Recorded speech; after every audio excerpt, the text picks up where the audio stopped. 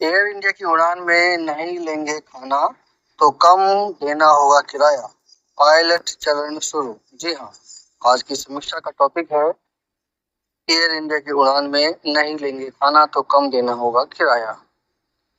Air India ने शुरू की वैकल्पिक बेसिक किराया श्रेणी। अभी चुनिंदा घरेलू रूट पर इकोनॉमिक श्रेणी के तहत उपलब्ध होगी सुविधा। बढ़ते खर्च और वित्तीय संकट से जूझ रही एयर इंडिया ने घरेलू उड़ानों के यात्रियों के लिए बेसिक फेयर का नया विकल्प पेश किया है। इस श्रेणी के तहत उड़ान में मुफ्त खाने की सुविधा नहीं लेने वाले यात्रियों को कम किराया चुकाना होगा।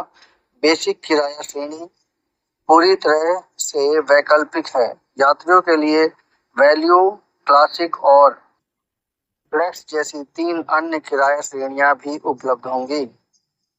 वैल्यू, क्लासिक और फ्लेक्स श्रेणियों में कम्प्लीमेंट्री मील और कई तरह की सुविधाएं शामिल हैं, जिस कारण कीमतें धीरे धीरे बढ़ती जाती हैं। एयर इंडिया के यात्रियों को मुफ्त में खाना मिलता रहा है। एयर इंडिया के मुताबिक बेसिक किराया अभी कुछ चुनिंदा घरेलू रूट पर पायलट आधार पर उपलब्ध होगा। पायलट चरण के दौरान ग्राहकों की प्रतिक्रिया और फीडबैक का आकलन करने के बाद बेसिक किराया विकल्प को जारी रखने के बारे में निर्णय लिया जाएगा। एयर इंडिया ने मंगलवार को कहा कि बेसिक किराया शुरू करने से यात्रियों को एक और विकल्प मिलेगा। खासकर उन यात्रियों को सहूलियत होगी जो किराए को लेकर सचेत रहते हैं और ऐसी सेवा पसंद करते हैं जिसमें अलग-अलग सुविधाओं के लिए भुगतान किया जा सके। चुनिंदा घरेलू रूट पर आजमाया जा रहा बेसिक फेयर इकोनॉमी क्लास में यात्रा के लिए उपलब्ध है। इसमें 15 किलो चेक इन बैगेज और 7 किलो केबिन बैगेज की सुविधा के साथ साथ मुफ्त ड्रिंक यानी चाय कॉफी शामिल है। मुफ्त भोजन शामिल नहीं है।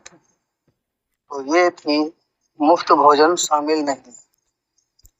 अब मैं तो यही कहूंगा कि एयर इंडिया की इस खाना ना देने की पॉलिसी से, अगर दूसरे शब्दों में कहें तो वेट में काफी परिवर्तन होएगा। जब हवाई जहाज में वेट कम होएगा तो उसको उड़ने में सुविधा रहेगी। यात्री अपनी ओर से खाना भी नहीं ले जाएंगे और ना ही जो एयर इंडिया वाले होंगे वो खाना भी कम बनाएंगे।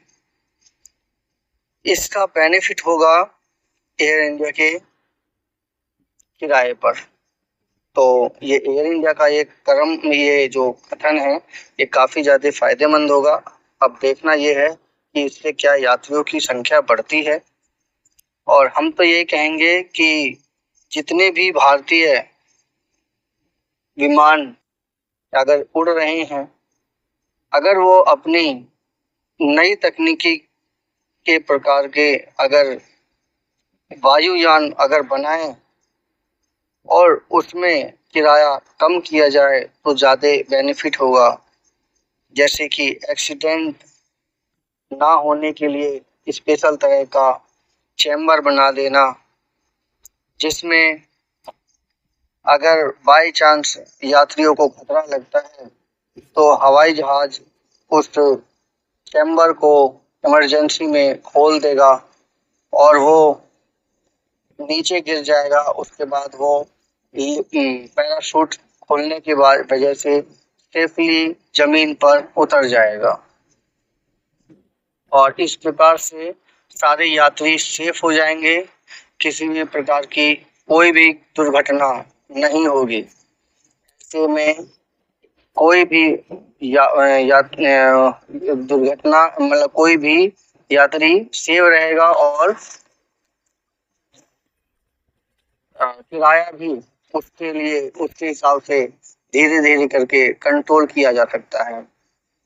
जब तक नई तकनीकी का उपयोग वायु सेक्टर में या वायुयान फील्ड में नहीं होगा तब तक सफलता नहीं मिलेगी, क्योंकि यात्रियों की संख्या तभी बढ़ती है जब उनके ढंग से बजट होगा, और उसके ढंग से बजट के लिए ये जरूरी है कि